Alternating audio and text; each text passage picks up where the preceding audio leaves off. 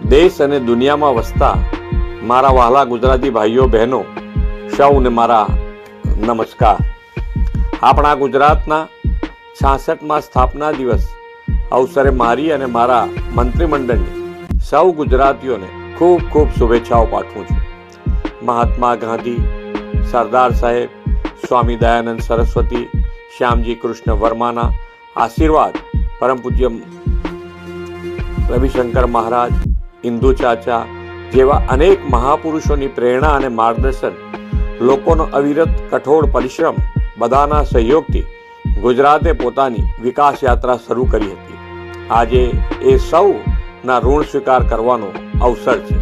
તારીખ 1 મે 1960ના દિવસે જ્યારે મુંબઈથી અલગ રાજ્ય બન્યું ત્યારે સૌના મનમાં પ્રશ્ન હતો કે રણ, દરિયો અને ડુંગર ધરાવતું રાજ્ય કેવી રીતે આગળ વધશે.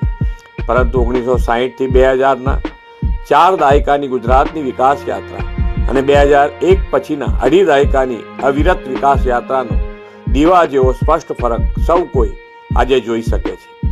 ગુજરાત આજે વિકાસની એવી ઊંચાઈ પર છે કે વિશ્વ આખું ગુજરાત તરફ આકર્ષાયું છે. તેના મૂળમાં છે આપણને મળેલું શ્રી નરેન્દ્રભાઈ મોદી જેવું વિઝનરી નેતૃત્વ અને વિકાસ માટેની પ્રતિબદ્ધતા. આદરણીય શ્રી મોદી સાહેબે વિકાસની રાજનીતિનો યુગ ગુજરાતમાં વિકસાવ્યો. ગુજરાત તેમની પ્રેરણાથી આજે દેશના વિકાસનું રોલ મોડેલ બની ગયું છે. જનતા જનાર્દનને પણ આ અવિરત વિકાસ યાત્રાને સતત આગળ ધપાવવા માટે શ્રી મોદી સાહેબના નેતૃત્વમાં અપાર વિશ્વાસ અને ભરોસો મૂક્યો છે. એ જ ભરોસો અને વિશ્વાસ તમે સૌએ સ્થાનિક સ્વરાજ્યની સંસ્થાઓની તાજેતરની ચૂંટણીમાં પણ અમને પ્રચંડ સમર્થન આપીને અકબંધ રાખ્યો છે. આ પ્રેમનો નતમસ્તકે અમે ઋણ સ્વીકાર કરીએ છીએ.